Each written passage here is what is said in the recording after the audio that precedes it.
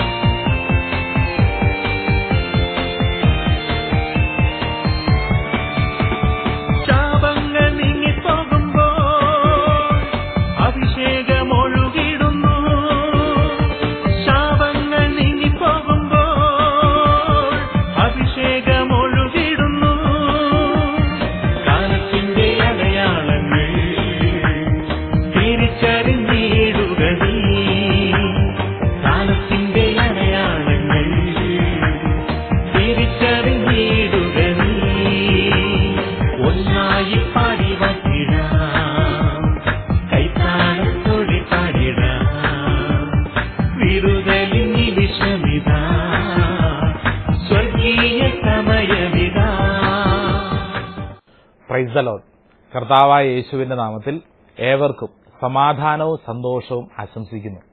പ്രിയപ്പെട്ടവരെ, ദാവീദ് നമ്മളെ വലിയ ഒരു ആത്മീയ സത്യം പഠിപ്പിക്കുകയാണ്. സങ്കീർത്തന പുസ്തകം 27 അധ്യായം 1 തിരുവചനം, കർത്താവ് എന്റെ പ്രകാശവും രക്ഷയുമാണ്, ഞാൻ ആരെ ഭയപ്പെടണം. കർത്താവ് എന്റെ പ്രകാശവും രക്ഷയുമാണ്, ഞാൻ ആരെ ഭയപ്പെടണം. പ്രിയപ്പെട്ട സഹോദരങ്ങളെ, നമ്മുടെ അനുദിന ജീവിതത്തിൽ നമ്മുടെ പരാജയങ്ങൾക്ക് കാരണം ഏതെങ്കിലും വ്യക്തികളോ പ്രസ്ഥാനങ്ങളോ സംഭവങ്ങളോ ഒക്കെയാണെന്ന് നമ്മൾ കരുതുന്നുണ്ടെങ്കിൽ ഇതാ ഈ തിരുവചനം നമുക്ക് വലിയ ഒരു ആത്മീയ ബോധ്യം നൽകുകയാണ്. കർത്താവ് എന്റെ രക്ഷയും പ്രകാശവുമാണ്, ഞാൻ ആരെ ഭയപ്പെടണം. നമുക്കെല്ലാവർക്കും പ്രാർത്ഥിക്കാം. പിതാവായ ദൈവമേ, പുത്രനായ ഈശോയെ, പരിശുദ്ധാത്മാവേ, അനുദിന ജീവിതത്തിലെ പരാജയങ്ങളുടെ നടുവിൽ അസ്വസ്ഥരാവാതെ, ഓ നല്ല ദൈവമേ, നിന്റെ മുഖത്തേക്ക് നോക്കി പ്രകാശത്തിൽ ജീവിക്കാനുള്ള ശക്തിയും ബലവും നൽകണമേ. പരിശുദ്ധ അമ്മേ മാതാവേ, ഞങ്ങൾക്ക് വേണ്ടി മധ്യസ്ഥം വഹിക്കണമേ. പ്രിയപ്പെട്ട സഹോദരങ്ങളെ, ഈ മണിക്കൂറിൽ നമ്മൾ ധ്യാനിക്കുന്നൊരു വിഷയം നിനക്ക് ജീവിക്കാൻ മനസ്സുണ്ടോ എന്നുള്ള ഒരു ചോദ്യമാണ്. ജീവിക്കാൻ നിനക്ക് മനസ്സുണ്ടോ? ജീവിക്കാൻ എല്ലാവർക്കും ആഗ്രഹമുണ്ട്. എന്നാൽ ജീവിതത്തിൽ വിജയിക്കാൻ നിനക്ക് മനസ്സുണ്ടോ? വെറുതെ ജീവിച്ചാൽ പോരാ, ജീവിതത്തിൽ വിജയിക്കാൻ നിനക്ക് മനസ്സുണ്ടോ? ആർക്കാണ് വിജയം ഇഷ്ടമല്ലാത്തത്? എല്ലാവർക്കും ജീവിതത്തിൽ വിജയിക്കണം എന്നുള്ളതാണ് ആഗ്രഹം. ഇങ്ങനെ ജീവിത വിജയം ആഗ്രഹിക്കുന്ന ഏതൊരു മനുഷ്യന്റെയും ജീവിതത്തിൽ പരാജയങ്ങൾ സർവ്വസാധാരണമാണ്. ഒരു പരാജയത്തിന്റെ മുമ്പിൽ പതറിപ്പോയി പരാജയത്തോടുകൂടി എന്റെ ജീവിതം തീർന്നു എന്ന് ചിന്തിച്ചു കഴിഞ്ഞാൽ ആ വ്യക്തിയുടെ ജീവിതം അവിടെ തീർന്നു.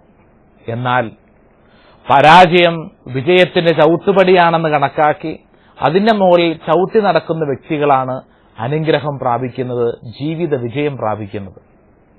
ഈ കാര്യം ഇവിടെ പഠിപ്പിക്കുമ്പോൾ വിശുദ്ധ ഗ്രന്ഥം മാത്രമല്ല, നമ്മുടെ ചുറ്റിലും ഒക്കെ സംഭവിക്കുന്ന കാര്യങ്ങൾ നമ്മൾ പഠിക്കണം. നമ്മുടെ ചുറ്റുവട്ടത്തുമുള്ള ആളുകൾ എങ്ങനെ ജീവിക്കുന്നു, എങ്ങനെയാണ് സാധാരണ മനുഷ്യരൊക്കെ വിജയം പ്രാപിക്കുന്നത് എന്ന് നമ്മൾ ധ്യാനിക്കണം. സങ്കടകരമായ കാര്യം എന്താണെന്നറിയോ? ഒട്ടുമുക്കാലും മനുഷ്യർ, പരാജയപ്പെടുന്ന മനുഷ്യർ മിക്കവാറും അവർ സാഹചര്യങ്ങളെ നോക്കിക്കൊണ്ട്, ചില വ്യക്തികളെ നോക്കിക്കൊണ്ട്, ചില ഇന്നലകളിൽ നടന്ന സംഭവങ്ങളെ ഓർത്തുകൊണ്ട് പരാതിപ്പെട്ടും പിറുപിറുത്തും ഞാൻ ഇങ്ങനെയൊക്കെ ആയല്ലോ എന്ന് ചിന്തിച്ചും ഇനി രക്ഷയില്ല എന്ന് ചിന്തിച്ചും ജീവിക്കുന്നവരാണ്. പരാജയത്തിന്റെ കാരണങ്ങളെക്കുറിച്ച് എണ്ണിപ്പെറുക്കുന്നവരാണ് അവരെന്നർത്ഥം. ഈ കഴിഞ്ഞ നാളിൽ ഒരു സാമ്പത്തികമായിട്ട് ഉയർന്ന നിലവാരം ഉണ്ടായിരുന്നു. എന്നാൽ കുറെ സാമ്പത്തിക പ്രതിസന്ധി വന്നു, പരാജയപ്പെട്ടു. അങ്ങനെ നിരാശപ്പെട്ടിരിക്കുന്ന ഒരാൾ കൗൺസിലിങ്ങിന് വന്നപ്പോൾ എന്നോട് ഇങ്ങനെ പറഞ്ഞു, അച്ഛാ, എന്റെ ബലമായ സംശയം, എന്റെ ബിസിനസ്സിൽ പങ്കാളിയായിരുന്നൊരു വ്യക്തി പിന്നീട് എന്റെ കൂടെ ബിസിനസ് വിട്ട് വേറെ വഴിക്ക് പോയി. അദ്ദേഹം എനിക്കെതിരെ ക്ഷുദ്രപ്രയോഗം ചെയ്തിട്ടുണ്ടോ എന്നുള്ളതാണ് എന്റെ സംശയം. അല്ലെങ്കിൽ ഞാൻ ഇങ്ങനെ പരാജയപ്പെടാൻ സാധ്യതയില്ല. അപ്പോൾ എന്റെ പരാജയത്തിന് കാരണം കൂടെയുണ്ടായിരുന്ന സഹോദരൻ അദ്ദേഹം ചെയ്ത ക്ഷുദ്രപ്രയോഗമാണ്. ഇതാണ് ഇപ്പോൾ ഇദ്ദേഹം ചിന്തിക്കുന്ന കാര്യം. അധിക നാളായിട്ടില്ല, മറ്റൊരു വ്യക്തി എന്നോട് ഇങ്ങനെ പറഞ്ഞു, അച്ഛാ, ഞാനിങ്ങനെ മദ്യപാനിയായിട്ട് ജീവിക്കാൻ കാരണം എന്റെ ഭാര്യയാണ്. കാരണം അവള് സ്വസ്ഥത തരികയില്ല അച്ഛാ. രാത്രിയിൽ വീട്ടിൽ ചെല്ലുമ്പോഴത്തേക്ക് ജോലി കഴിഞ്ഞ് ഞാൻ വിഷമിച്ചല്ല അച്ഛാ വീട്ടിൽ ചെല്ലുന്നത്. ഞാൻ വീട്ടിൽ ചെല്ലുമ്പോഴത്തേക്ക് അച്ഛാ എനിക്ക് സ്വസ്ഥത കിട്ടുന്നില്ല.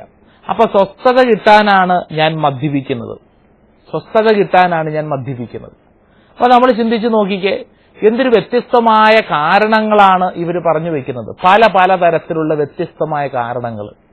പ്രിയപ്പെട്ടവരെ, പരാജയ ജീവിതത്തിൽ സംഭവിക്കുമ്പോൾ അത് ഇന്നലകളിലെ ഏതെങ്കിലും വ്യക്തികളോ സംഭവങ്ങളോ അല്ലെങ്കിൽ ജീവിത മേഖലകളിലെ ഏതെങ്കിലും പ്രസ്ഥാനങ്ങളോ ആണെന്ന് കരുതി നമ്മൾ അതിനെ കുറ്റപ്പെടുത്തുമ്പോൾ സംഭവിക്കുന്നൊരു പ്രധാനപ്പെട്ട കാര്യം, നമ്മൾ അതിൽ തന്നെ മുഴുകിപ്പോകുന്നു, നമുക്ക് രക്ഷ കിട്ടുന്നില്ല എന്നുള്ളതാണ്.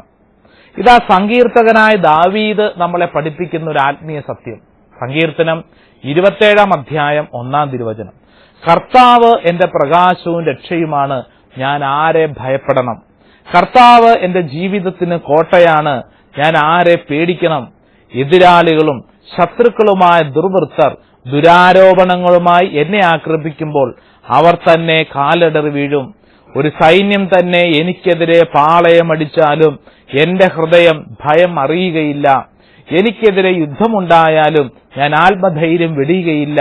ഒരു കാര്യം ഞാൻ കർത്താവിനോട് അപേക്ഷിക്കുന്നു, ഒരു കാര്യം മാത്രം ഞാൻ തേടുന്നു, കർത്താവിന്റെ മാധുര്യം ആസ്വദിക്കുവാനും കർത്താവിന്റെ ആലയത്തിൽ അവിടുത്തെ ഹിതം ആരായാനും വേണ്ടി ജീവിതകാലം മുഴുവൻ അവിടുത്തെ ആലയത്തിൽ വസിക്കാൻ തന്നെ. ക്ലേശകാലത്ത് അവിടുന്ന് തന്റെ ആലയത്തിൽ എനിക്ക് അഭയം നൽകും, തന്റെ കൂടാരത്തിൽ എന്നെ ഒളിപ്പിക്കും, എന്നെ ഉയർന്ന പാറമേൽ നിർത്തും. എന്നെ വലയം ചെയ്യുന്ന ശത്രുക്കളുടെ മുകളിൽ എന്റെ ശിരസ് ഉയർന്നു നിൽക്കും. ആഹ്ലാദാരവത്തോടെ അവിടുത്തെ കൂടാരത്തിൽ ഞാൻ ബലികൾ അർപ്പിക്കും. സങ്കീർത്തകൻ പറയുകയാണ്, ഞാൻ ആരെയാണ് ഭയപ്പെടുന്നത്? എന്റെ ജീവിതത്തിൽ ഇന്നലകളുടെ പരാജയങ്ങളുടെ സംഭവങ്ങൾ കാണിച്ചെന്നെ പേടിപ്പെടുത്തണ്ട. എനിക്കെതിരെയുള്ള ശത്രുക്കളുടെ നിര കാണിച്ചെന്നെ ഭയപ്പെടുത്തേണ്ടതില്ല. ഞാൻ എത്ര കുറവുള്ള വ്യക്തിയാണെങ്കിലും എന്റെ കുറവ് കാണിച്ചെന്നെ ഭയപ്പെടുത്തേണ്ടതില്ല. കാരണം എന്നെ നിലനിർത്തുന്ന എന്റെ ദൈവം ശക്തനാണ്. സങ്കീർത്തകൻ പറയുകയാണ്. അവിടുന്ന് പറഞ്ഞു വെക്കുന്ന ഏറ്റവും പ്രധാനപ്പെട്ട കാര്യം എന്താണ്? ഞാൻ ഒന്നിന്റെയും മുമ്പിൽ കുലുങ്ങുന്നവനല്ല. ഞാൻ ഒരേ ഒരു കാര്യം മാത്രമേ നല്ല ദൈവമേ ആഗ്രഹിക്കുന്നുള്ളൂ, പ്രാർത്ഥിക്കുന്നുള്ളൂ. അത് അങ്ങയോടുകൂടെ ആയിരിക്കാനുള്ള അനുഗ്രഹത്തിന് വേണ്ടി, അങ്ങയുടെ ആലയത്തിൽ വസിക്കാനുള്ള ആഗ്രഹത്തിന് വേണ്ടി. പ്രിയപ്പെട്ട സഹോദരങ്ങളെ, നമ്മുടെ ജീവിതത്തിൽ അനുകൂലമായ സാഹചര്യങ്ങൾ മാത്രം പ്രതീക്ഷിച്ച് ജീവിക്കരുത്.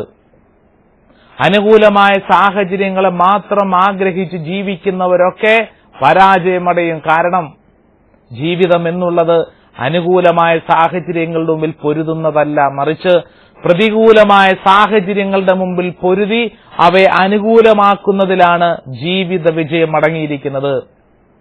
ഈ ശുശ്രൂഷ അവസരത്തിൽ ചോദിച്ച ചോദ്യം ഒരിക്കൽ കൂടെ ചോദിക്കട്ടെ. നിനക്ക് ജീവിത വിജയം ആഗ്രഹമുണ്ടോ? ജീവിത വിജയം ആഗ്രഹമുണ്ടെങ്കിൽ നീ ഒരു കാര്യം പഠിച്ചിരിക്കണം.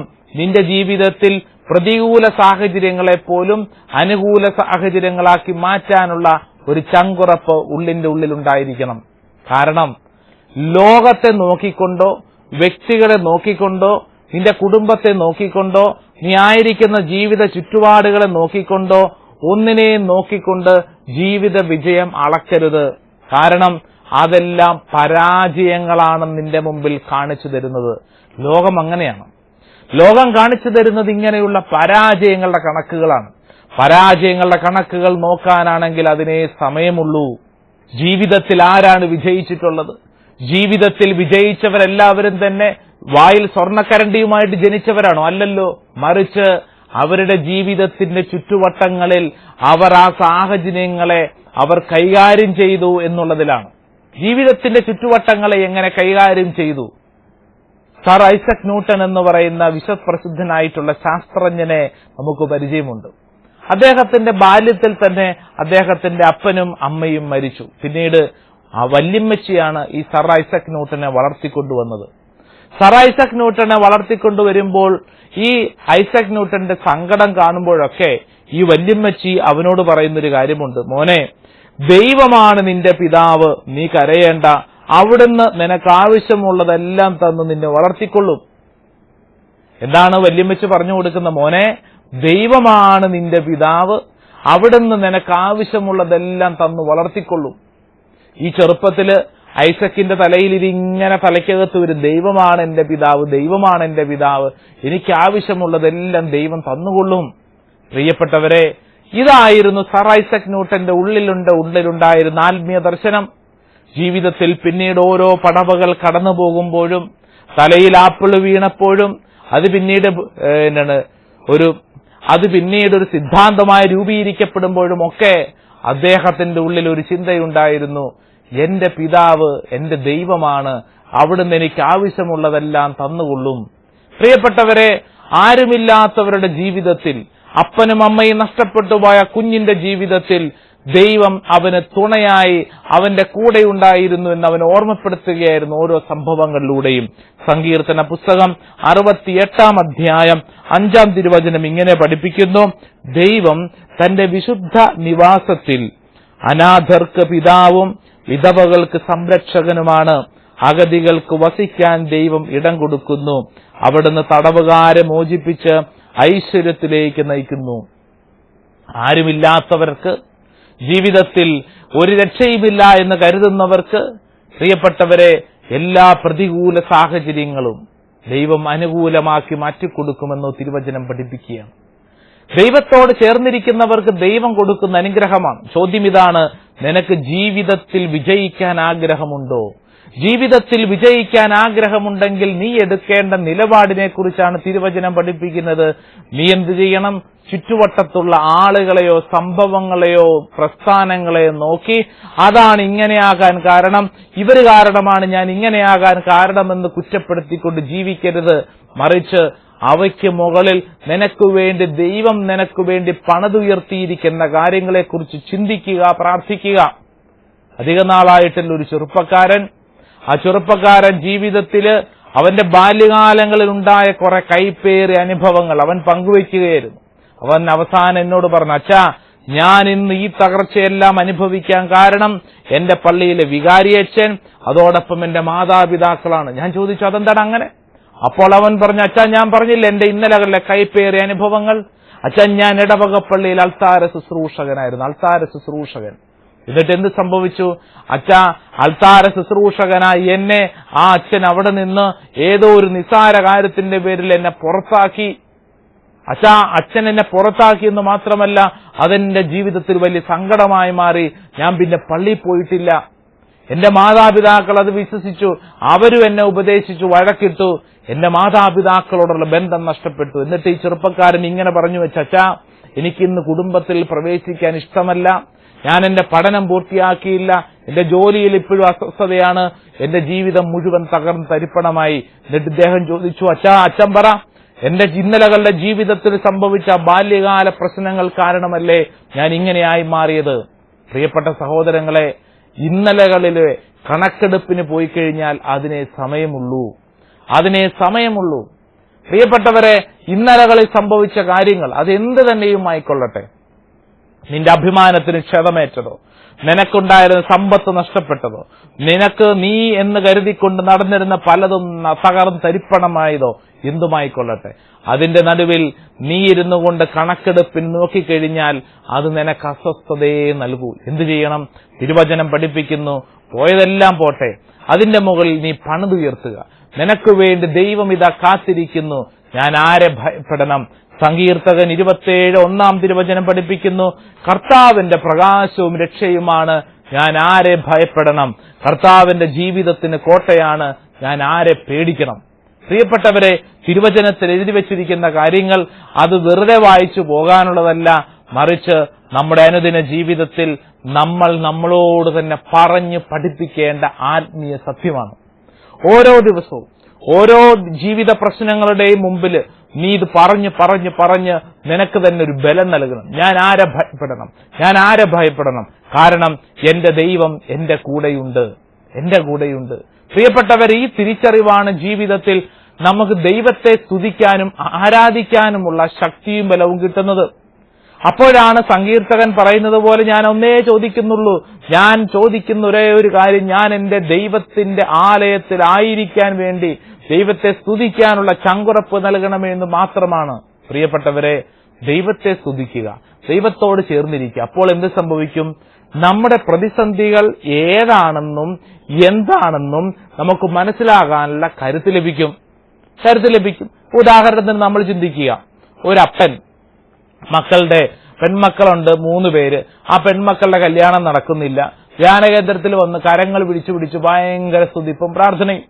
ഇങ്ങനെ സ്തുതിച്ചുകൊണ്ടിരിക്കുന്നത് കൊണ്ട് ചില വ്യക്തികൾ ചോദിക്കും, ഈ അപ്പൻ ഇങ്ങനെ സ്തുതിക്കുന്നത് കൊണ്ട് മക്കളുടെ കല്യാണം നടക്കുവോ? ഈ അപ്പൻ ഇങ്ങനെ സ്തുതിക്കുന്നതുകൊണ്ട് കുടുംബത്തിലെ പ്രശ്നം മാറുവോ? സ്ത്രീധനം എവിടെന്നെങ്കിലും ആകാശത്തിന്റെ മുകളിൽ നിന്ന് വീഴുവോ? പ്രിയപ്പെട്ടവരെ, ഈ ചോദിച്ച ചോദ്യങ്ങളെല്ലാം ലോകത്തിന്റെ ചോദ്യങ്ങളാണ്. ഒരു മനുഷ്യൻ സ്തുതിക്കുന്നത് കൊണ്ടും ആരാധിക്കുന്നത് കൊണ്ടും ഉടനെ തന്നെ ആകാശത്തിന്റെ മുകളിൽ നിന്ന് ഒരു പൊതിക്കെട്ട് പോലെ സ്ത്രീധനം വന്ന് വീഴുമെന്നോ ആരെങ്കിലും വന്ന് മക്കളുടെ കല്യാണം നടത്തി കൊടുക്കുന്നല്ല അതിന്റെ അർത്ഥം. മറിച്ച് സ്തുതിച്ചു പ്രാർത്ഥിച്ചുകൊണ്ടിരിക്കുമ്പോൾ എന്ത് സംഭവിക്കും? പ്രതിസന്ധി ഏതാണെന്ന് നമുക്ക് വെളിപ്പെടുത്തി കിട്ടും. നമ്മൾ അനുഭവിക്കുന്ന പ്രതികൂല സാഹചര്യം ഏതാണെന്ന് നമുക്ക് വെളിപ്പെടുത്തി കിട്ടും. അതാണ് ഏറ്റവും പ്രധാനപ്പെട്ട കാര്യം. വെളിപ്പെടുത്തി കിട്ടിക്കഴിഞ്ഞാൽ കാര്യങ്ങളെ കൈകാര്യം ചെയ്യാൻ എളുപ്പമാണ്. നമുക്കുള്ള പ്രശ്നം എന്താണ്? ചിലപ്പോൾ സാമ്പത്തിക പ്രതിസന്ധിയാണ് ഉള്ളതെങ്കിൽ ഒരപ്പൻ മക്കളെ കെട്ടിച്ചു വിടുന്ന ഒരു വലിയ സാമ്പത്തിക പ്രതിസന്ധി, അപ്പൊ വലിയ ദുഃഖത്തിലാണെങ്കിൽ എന്ത് ചെയ്യും? ദൈവം ഈ സാഹചര്യത്തിൽ ചിലപ്പോൾ ചില വ്യക്തികളിലൂടെ ചില മേഖലകളിലൂടെ സാമ്പത്തിക സഹായം ദൈവം ഒരുക്കി കൊടുക്കും. അല്ല എങ്കിൽ വിവാഹത്തിനുള്ള തടസ്സങ്ങൾ ഏതാണെന്ന് ദൈവം ആ വ്യക്തിക്ക് ബോധ്യക്കൊടുക്കും. അല്ലെങ്കിൽ ഇങ്ങനെ കാര്യങ്ങളിലൂടെ പോകണമെന്ന് കർത്താവ് പറഞ്ഞു കൊടുക്കും. പ്രിയപ്പെട്ടവരെ, ദൈവത്തെ സ്തുതിച്ച് പ്രാർത്ഥിക്കുമ്പോൾ സംഭവിക്കുന്ന കാര്യങ്ങൾ, തടസ്സങ്ങൾ, പ്രതികൂലമായ കാര്യങ്ങൾ, അത് ദൈവത്തിന് മുമ്പിൽ അത് സാവധാനം മാറി അവയെല്ലാം അനുകൂലമായ കാര്യങ്ങളായി മാറ്റപ്പെടും. ഒരു കടബാധ്യതയുള്ള മനുഷ്യൻ ഈ വചനം കേട്ടുകൊണ്ടിരിക്കുമ്പോൾ എന്ത് ചെയ്യണം?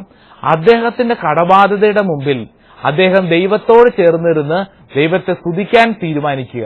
ദൈവമേ, എന്റെ കടബാധ്യത സമർപ്പിച്ച് പ്രാർത്ഥിക്കുന്നു. ദൈവമേ, എന്റെ കടബാധ്യത ഇങ്ങനെയൊക്കെ ആയതിനെ ഓർത്തുകൊണ്ട് ദൈവത്തിന് നന്ദി പറയുന്നു. ഞാൻ ഇങ്ങനെയുള്ള കടബാധ്യതയിലൂടെ കടന്നു പോകുമ്പോൾ ഇന്നലകൾ എന്റെ കൂടെ ഉണ്ടായിരുന്നവർ ഓർത്ത് സ്തുതിക്കുന്നു. അങ്ങനെ ഓരോന്ന് സ്തുതിച്ച് പ്രാർത്ഥിക്കുമ്പോൾ എന്ത് സംഭവിക്കും? ആ പ്രതികൂല സാഹചര്യം കർത്താവ് അനുകൂല സാഹചര്യമാക്കി മാറ്റിക്കൊടുക്കും. അതായത് അവയ്ക്ക് നടുവിൽ ദൈവം പുതിയ പുതിയ കാര്യങ്ങൾ തുറന്നു കൊടുക്കുമെന്നർത്ഥം. പ്രിയപ്പെട്ടവരെ, ഇതെല്ലാ ജീവിത അന്തരീക്ഷത്തിലും പ്രയോഗിച്ചു നോക്കാവുന്ന ഒരു കാര്യമാണ്. ചോദ്യം ഇതാണ്: ജീവിക്കാൻ, വിജയിക്കാൻ നിനക്ക് മനസ്സുണ്ടോ? ജീവിക്കാനും വിജയിക്കാനും മനസ്സുണ്ടെങ്കിൽ ഒരു കാരണവശാലും ഒരു കാര്യത്തെയോ വ്യക്തികളെയോ സംഭവങ്ങളെ നോക്കിക്കൊണ്ട് ഇത് കാരണമാണ് ഞാൻ ഇങ്ങനെ ആയിരിക്കുന്നത് എന്ന് പറഞ്ഞുകൊണ്ട് പരാജയങ്ങളുടെ കണക്കെടുത്ത് ജീവിക്കരുത്. മറിച്ച് എന്ത് ചെയ്യണം? വചനം പഠിപ്പിക്കുന്നു, നീ ദൈവത്തിൽ ആശ്രയിക്കുക, ദൈവത്തോട് ചേർന്ന് നിൽക്കുക.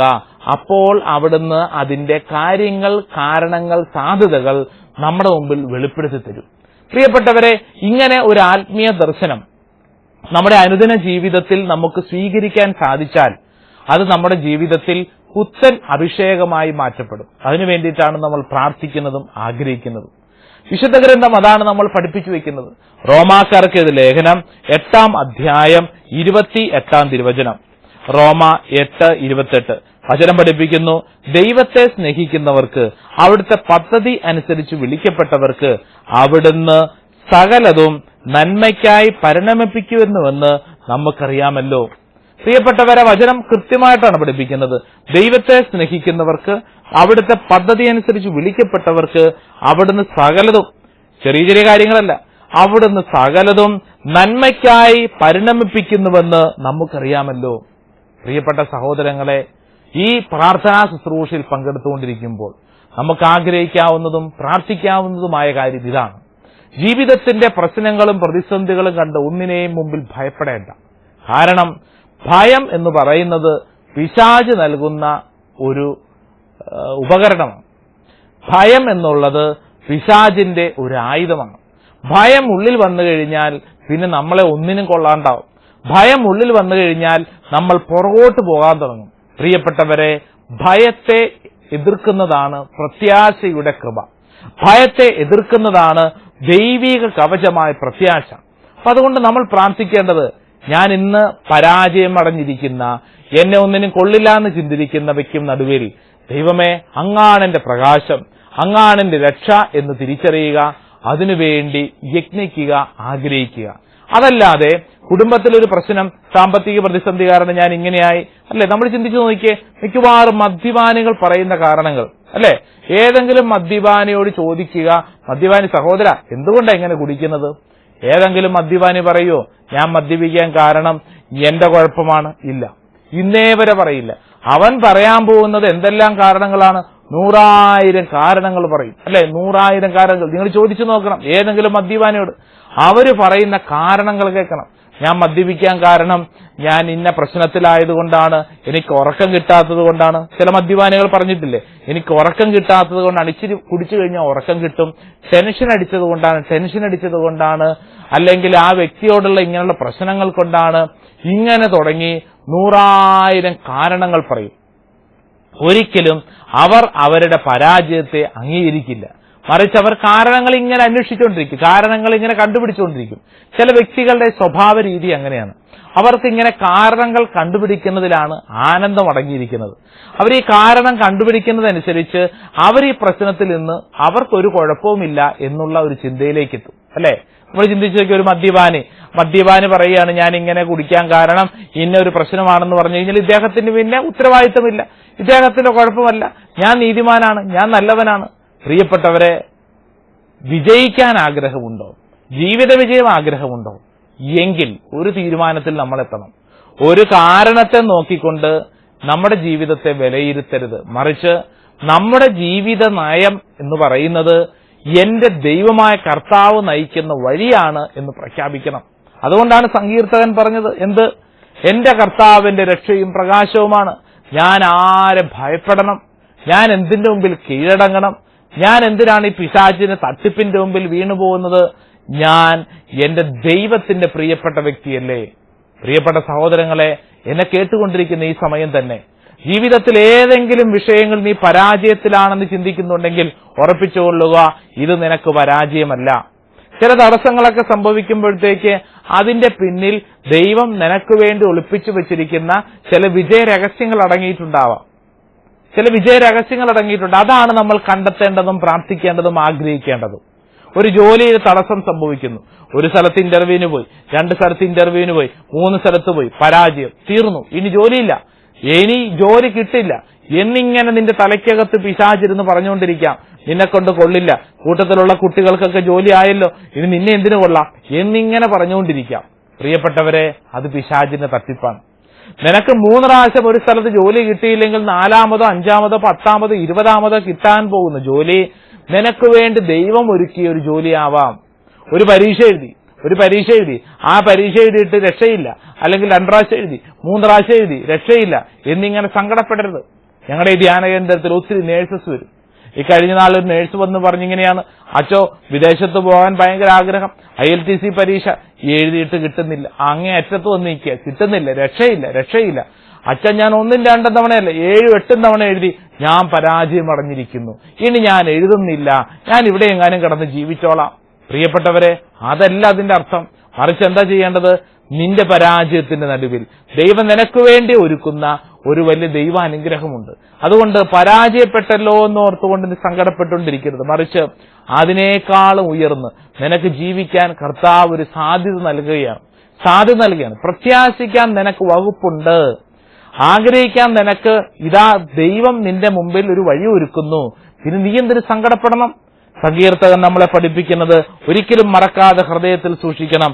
കർത്താവ് എന്റെ പ്രകാശവും രക്ഷയുമാണ്, ഞാൻ ആരെ ഭയപ്പെടണം?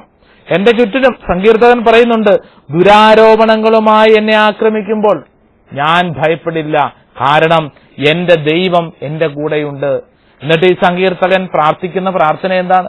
ഞാൻ ഒരേ ഒരു കാര്യമേ ചോദിക്കുന്നുള്ളൂ, ദൈവമേ, എനിക്ക് നിന്റെ ആലയത്തിലായിരിക്കാൻ, നിന്നോടുകൂടി ആയിരിക്കാൻ പ്രാർത്ഥിക്കാനുള്ള വരം കിട്ടണം. വേറെ ഒന്നും എനിക്ക് വേണ്ട. എനിക്ക് പ്രാർത്ഥിക്കാനുള്ള വരം കിട്ടിയാൽ മതി, ദൈവത്തോട് ചേർന്നിരിക്കാനുള്ള കൃപ കിട്ടിയാൽ മതി. അങ്ങനെ ആയിരിക്കുമ്പോൾ നല്ല ദൈവമേ എന്നെ നയിക്കുമല്ലോ. സങ്കീർത്തകൻ 1-ാം അധ്യായം 6-ാം തിരുവചനം അങ്ങനെയാണ് പഠിപ്പിക്കുന്നത്, എന്നെ വലയം ചെയ്യുന്ന ശത്രുക്കളുടെ മുകളിൽ എന്റെ ശിരസ് ഉയർന്നു നിൽക്കും. ആഹ്ലാദാരവത്തോടെ അവിടുത്തെ കൂടാരത്തിൽ ഞാൻ ബലികളർപ്പിക്കും. എന്നെ വലയം ചെയ്യുന്ന ശത്രുക്കളുടെ മുമ്പിൽ ഞാൻ ദൈവസന്നിധിയിൽ പ്രാർത്ഥിക്കും. ഒന്നിനും എന്നെ പീഡിപ്പിക്കാനോ ഒന്നിനും എന്നെ ഭയപ്പെടുത്താനോ സാധ്യമല്ല. ഞാൻ ദൈവത്തോട് ചേർന്നിരിക്കും. വിജയിക്കാൻ മനസ്സുണ്ടോ? ജീവിക്കാൻ ആഗ്രഹമുണ്ടോ? ഉണ്ടെങ്കിൽ പ്രതികൂല സാഹചര്യങ്ങളെ അനുകൂല സാഹചര്യങ്ങളാക്കി മാറ്റാനുള്ള തീരുമാനമെടുക്കണം. പ്രിയപ്പെട്ടവരെ, ഈ തീരുമാനം എങ്ങനെ സംഭവിക്കും? അത് ദൈവത്തോട് ചേർന്നിരിക്കുമ്പോൾ നമ്മുടെ ഉള്ളിൽ ദൈവം നൽകുന്ന വലിയൊരു സമ്മാനമായിട്ട് മാറ്റപ്പെടുകയാണ്. ആരെല്ലാം ദൈവത്തോട് ചേർന്നിരിക്കുന്നു അവർക്കൊക്കെ ഈ കൃപ ലഭിക്കും. ഒരിക്കലും സാഹചര്യങ്ങളെ നോക്കിക്കൊണ്ടോ വ്യക്തികളെ നോക്കിക്കൊണ്ടോ വഴക്കുണ്ടാക്കില്ല. മറിച്ച് എപ്പോഴാണ് നമ്മൾ ഇങ്ങനെയൊക്കെ ചെയ്യുന്ന വഴക്കുണ്ടാക്കുന്നത്? ദൈവസന്നിധിയിൽ നിന്ന് അകന്നു പോകുമ്പോൾ. ഉൽപ്പത്തി പുസ്തകത്തിൽ 3-ാം അധ്യായത്തിൽ നമ്മുടെ മുമ്പിൽ ആദത്തെ ഹവ്വായെയും കുറിച്ച് പഠിപ്പിക്കുന്നുണ്ട്. അവർ ദൈവത്തോട് ചേർന്നിരുന്നപ്പോൾ കുറ്റം പറഞ്ഞില്ല, വഴക്കുണ്ടാക്കിയില്ല, ഒന്നും ചെയ്തില്ല. എന്നാൽ പ്രിയപ്പെട്ടവരെ, വചനം പഠിപ്പിക്കുന്നു, പാപം ചെയ്തതിന് ശേഷം അവർ ചെയ്ത പാപപ്രവൃത്തിയിൽ ഒരു ഒന്നെന്തായിരുന്നു? അവർ പരസ്പരം കുറ്റപ്പെടുത്താൻ തുടങ്ങി. ഞാനല്ലേ ഇത് ചെയ്തത്, നീയാണ് ചെയ്തത്, ആ വ്യക്തിയാണ് ചെയ്തത്, അങ്ങോട്ടും ഇങ്ങോട്ടും മാറി മാറി കുറ്റപ്പെടുത്താൻ തുടങ്ങി. ആരെല്ലാം കുറ്റപ്പെടുത്താൻ തുടങ്ങിയോ അപ്പോൾ മുതൽ പ്രശ്നങ്ങൾ അവിടെ ആരംഭിക്കുകയാണ്. പ്രിയപ്പെട്ടവരെ, സങ്കീർത്തകനോട് ചേർന്ന് നമുക്കും പ്രാർത്ഥിക്കാം. ദൈവമേ, നിന്റെ കൂടാരത്തിലായിരിക്കാൻ ഞാൻ ആഗ്രഹിക്കുന്നു, മറ്റൊന്നും എനിക്ക് വേണ്ട. അങ്ങയുടെ കൂടാരത്തിലായിരിക്കാൻ ഞാൻ ആഗ്രഹിക്കുന്നു, എന്നെ ശക്തിപ്പെടുത്തണമേ. ഇത് വലിയൊരു പ്രാർത്ഥനയായിട്ട് നമുക്ക് എല്ലാവർക്കും സ്വീകരിക്കാം. പ്രിയപ്പെട്ടവരെ, ദൈവത്തോട് ചേർന്നിരിക്കുക. അനുകൂല സാഹചര്യങ്ങളെ നമുക്ക് അനുകൂല സാഹചര്യങ്ങളാക്കി മാറ്റാം. അപ്പസ്തോല പ്രവർത്തനം 16-ാം അധ്യായത്തിൽ പൗലോസും സീലാസും തടവറയെങ്കിൽ കിടന്ന് പ്രാർത്ഥിച്ചുകൊണ്ടിരിക്കുമ്പോൾ ചങ്ങലക്കെട്ടിരിക്കുന്നു, പുറത്തു കിടക്കാൻ പറ്റുന്നില്ല. എന്തു ചെയ്യും? നിരാശ, ദുഃഖം. അതിന്റെ നടുവിൽ അവരൊരു കാര്യം ചെയ്തു. ദൈവമേ നന്ദി എന്ന് പറഞ്ഞ് അവർ സ്തുതിക്കാൻ തുടങ്ങി. അവർ ആ ജയിലിന്റെ അകത്ത് കിടന്ന് സ്തുതിച്ചുകൊണ്ടിരുന്നപ്പോൾ അത്രയും നേരം പ്രതികൂലമായിരുന്ന കാര്യങ്ങൾ അനുകൂലമായി മാറ്റപ്പെടാൻ തുടങ്ങി. പ്രിയപ്പെട്ടവരെ, നമ്മുടെ മുമ്പിൽ കർത്താവ് വെച്ചു നീട്ടുന്ന വലിയ ഒരു സന്ദേശവും ഇതുതന്നെയാണ്. പ്രതികൂല സാഹചര്യങ്ങളെ അനുകൂല സാഹചര്യങ്ങളാക്കി മാറ്റുക. അതിനെന്ത് ചെയ്യണം? ദൈവത്തോട് ചേർന്നിരിക്കുക. കാരണം വചനം നൽകുന്ന ഉറപ്പുണ്ട്, ഇക്കാലം അത്രയും ദൈവം നൽകിയ ഉറപ്പുണ്ട്. നീ ഒന്നിന്റെയും മുമ്പിൽ ഭയപ്പെട്ട് നിരാശപ്പെട്ട് ജീവിക്കരുത്. ദൈവത്തോട് ചേർന്നിരിക്കാൻ ആഗ്രഹിക്കുക, പ്രാർത്ഥിക്കുക. അതുകൊണ്ട് ഈ സങ്കീർത്തന വചനം ഇത് വെറുതെ നമ്മൾ വായിച്ചു പോവേണ്ടതല്ല, മറിച്ച് നമ്മുടെ ചങ്കിന്റെ അകത്ത് എഴുതി വെക്കണം. എപ്പോഴും നമ്മളിത് പറയണം, കർത്താവ് എന്റെ പ്രകാശവും രക്ഷയുമാണ്, ഞാൻ ആരെ ഭയപ്പെടണം? കർത്താവ് എന്റെ ജീവിതത്തിന് കോട്ടയാണ്, ഞാൻ ആരെ പേടിക്കണം? ഇതിടയ്ക്കിടയ്ക്ക് പറയണം, അതിങ്ങനെ പറയണം, അനേകരോട് പറഞ്ഞു കൊടുക്കണം. എന്റെ ദൈവം എന്റെ കൂടെയുണ്ട്, ഞാൻ ആരെ ഭയപ്പെടണം, ഞാൻ ആരെ പേടിക്കണം? അതിങ്ങനെ പറഞ്ഞു പ്രാർത്ഥിക്കുന്നതനുസരിച്ച് അനുഗ്രഹം വർഷിക്കപ്പെടാൻ തുടങ്ങും. പ്രിയപ്പെട്ടവരെ, നമുക്ക് പ്രാർത്ഥിക്കാം. എന്താണ് പ്രാർത്ഥന? ജീവിതത്തിൽ വിജയിക്കാൻ ദൈവമേ ഞാൻ ആഗ്രഹിക്കുന്നു. ഇന്നലകളിലെ പരാജയങ്ങളുടെ കഥകൾ എനിക്ക് വേണ്ട. തോൽവിയും ചരിത്രവും അന്വേഷിക്കുന്നില്ല, മറിച്ച് നിന്റെ കൂടെ ജീവിക്കാൻ ഞാൻ ആഗ്രഹിക്കുന്നു. സങ്കീർത്തകൻ പറയുന്നത് പോലെ ഒന്നിനു വേണ്ടി ഞാൻ പ്രാർത്ഥിക്കുന്നുള്ളൂ. ദൈവമേ, നിന്നോട് ചേർന്നായിരിക്കാൻ ഞാൻ ആഗ്രഹിക്കുന്നു, പ്രാർത്ഥിക്കുന്നു. ദൈവം സമർത്ഥമായിട്ട് എല്ലാവരെയും അനുഗ്രഹിക്കട്ടെ എന്ന് പ്രാർത്ഥിക്കുമ്പോൾ ഒരു കാര്യം ഉറപ്പിക്കുക, കർത്താവ് എന്റെ പ്രകാശമാണ്, കർത്താവ് എന്റെ പ്രകാശവും രക്ഷയുമാണ്, ഞാൻ ആരെ ഭയപ്പെടണം? ജീവിക്കാൻ മനസ്സുണ്ടെങ്കിൽ ഈ വചനം ഹൃദയത്തിൽ പറഞ്ഞ് അനുഗ്രഹം പ്രാപിക്കുക. ദൈവസമൃദ്ധമായിട്ട് എല്ലാവരെയും അനുഗ്രഹിക്കട്ടെ എന്ന് പ്രാർത്ഥിക്കുന്നു. Praise the Lord.